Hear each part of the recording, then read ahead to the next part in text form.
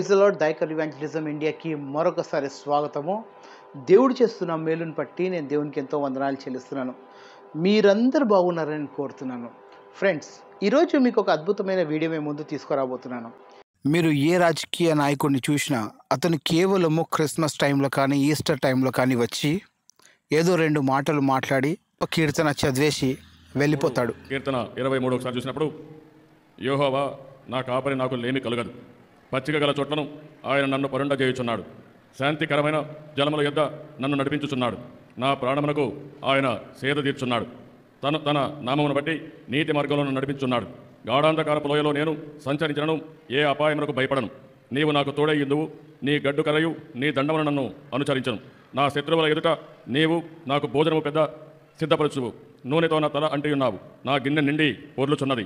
నేను బ్రతుకు దినములన్నీ కృపాక్షేమలే నా వెంట వచ్చును. చిరకాలం యెహోవా మందిరంలో నేను నివాసం చేసేదను.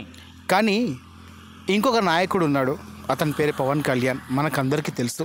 ఎక్కడ కూడా తనకు పిలిచినా పిలవకపోయినా అతను మాట్లాడుతున్న ప్రతి సభలో ఎక్కడో ఒక చోట బైబిల్ గురించి కానీ క్రీస్తు గురించి కానీ ప్రస్తావించడం అనేది కంపల్సరీగా ఉంటుంది. ఇది బైబిల్ సూక్తి గుర్తొచ్చింది. ఒక బైబిల్లో ఉన్న సూక్తి ఎంత గొప్పది అంటే, తనని తను తగ్గించుకుంటే హెచ్చింపబడతావంటే ఇంతకు మించిన సాక్ష్యం ఏం కావాలి?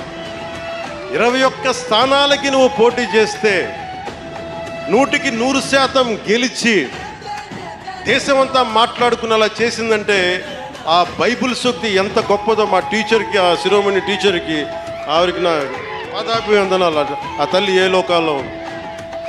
నా అన్నదమ్ములు పక్క చెల్లెలు పాటించే క్రీస్తు ధర్మానికి నేను అంతే ప్రాణం ఇస్తాను. ఇదంతా చూస్తూ ఉంటే ఎంత ఆనందం అనిపిస్తూ ఉంటుందంటే, ప్రజలందరి ముందు క్రీస్తు పేరుని ఘనపరుస్తున్నట్టు, అదేవిధంగా క్రీస్తు ఒక గొప్ప దేవుడని ప్రూవ్ చేస్తూ ఉంటారు.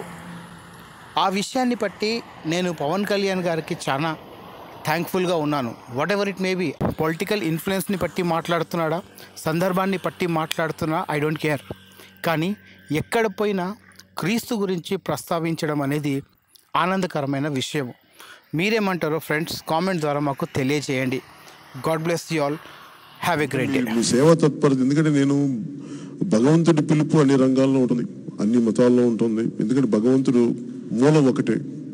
మన పరిస్థితులను బట్టి, కాలమానాన్ని బట్టి మనం భగవంతుని ఎంచుకుంటాం. ఈ మతం ఎంచుకుంటే తప్పు కదా, ఆ మతం ఎంచుకుంటే రైట్ అని కాదు మనకున్నది. అందుకని మీకు సర్వ హక్కులు ఉన్నాయి.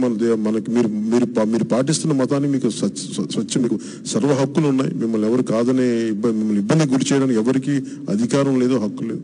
సో నేను కోరుకునేది కూడా, మీరు మనస్ఫూర్తిగా మీ ప్రార్థనలో జనసేన మీకు అండగా నిలబడుతుందని మీకు అనిపించిస్తే, నేనేంటంటే దీన్ని నేను మీకు పొలిటికల్గా లేదా మిమ్మల్ని ఆకట్టుకోవాలని నేను మాట్లాడేది మనస్ఫూర్తిగా. నేను మీకు అండగా నిలబడతాను. ఆ భగవంతుడి పిలుపు మేరకు మీకు ఏమనిపిస్తే మీరు వచ్చేయండి. అనేది చాలా పెద్ద పండుగ మా ఇంట్లో మేము చేసుకున్నాను. సో అలాంటిది ఈ రోజున తల్లి నా కోసం ఒకటే ప్రార్థన చేసింది. నువ్వు యెహోవా చేతిలో భూషణ కిరీటముగా, నువ్వు యెహోవా చేతిలో భూషణ కిరీటముగాను, నీ దేవుని చేతిలో రాజకీయ మకుటముగాను ఉందువు. యెషయా 62:3 దీని మీద ఆవిడ ఈ ప్రార్థన చదివి నాకు ఆ దీవుల్ని ఇచ్చిన తల్లికి పాదాభివందనాలు చేసి మరి బయలుదేరాను.